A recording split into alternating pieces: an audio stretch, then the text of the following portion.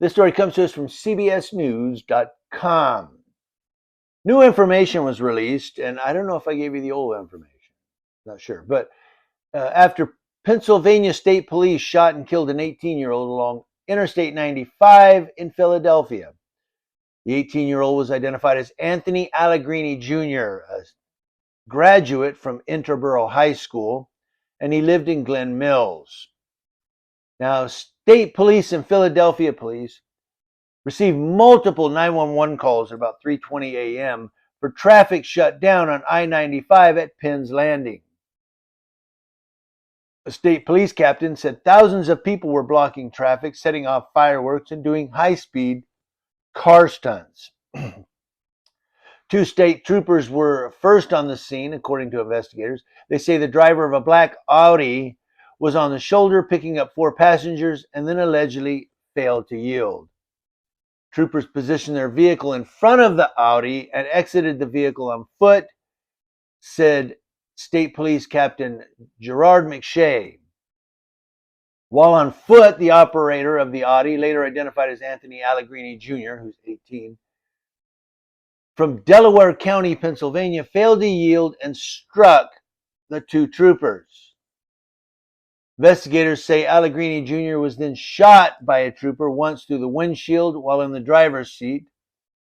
Now, the troopers have minor injuries, but Allegrini Jr. was pronounced deceased on the highway. State police commanders citing the ongoing investigation wouldn't shed further light on what commands the troopers may have given Allegrini to stop or get out, as well as why video from social media shows the 18-year-old lying on the ground alone, wounded, without help, as trooper has his weapon drawn. The troopers had minor injuries to their legs. Fox 29 spoke with Allegrini's girlfriend, who questions the police account because of this video many call disturbing.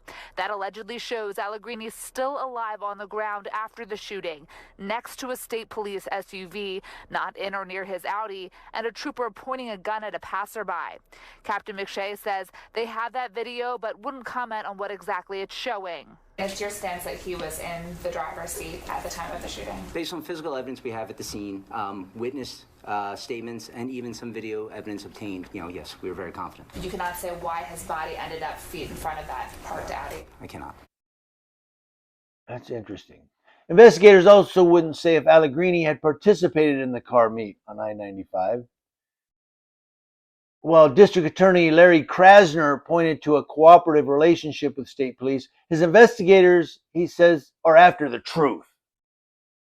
Krasner says, we don't know all the details yet. We won't know them until we have all additional information, be that additional video.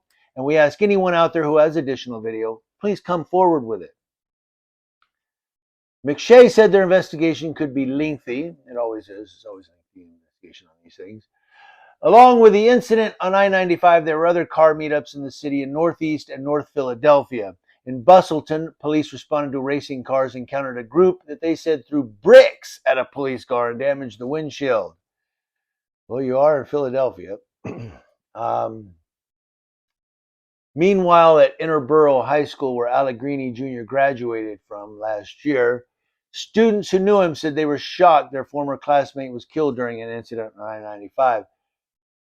One student said it's been brought up a lot around the school. He said a lot of the kids are really devastated about it because he just graduated last year, so people still know him.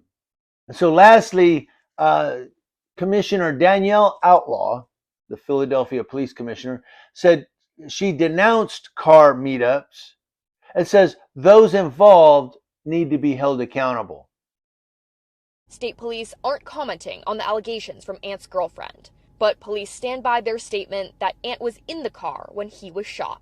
I would just tell him how much I loved him and how much I would want to make his dreams come true, and I'm going to try my hardest to make all of those dreams come true in the future. Students say they were surprised to hear that he crashed his vehicle into 2 state troopers, which led to a 3rd trooper fatally shooting him. If you're in the fear of death or bodily injury, or you believe somebody else that present on scene could be in fear or at risk of death or bodily injury, deadly force would be appropriate. Both state police and the DA's office say they are collecting any and all evidence, including what is circulating on social media.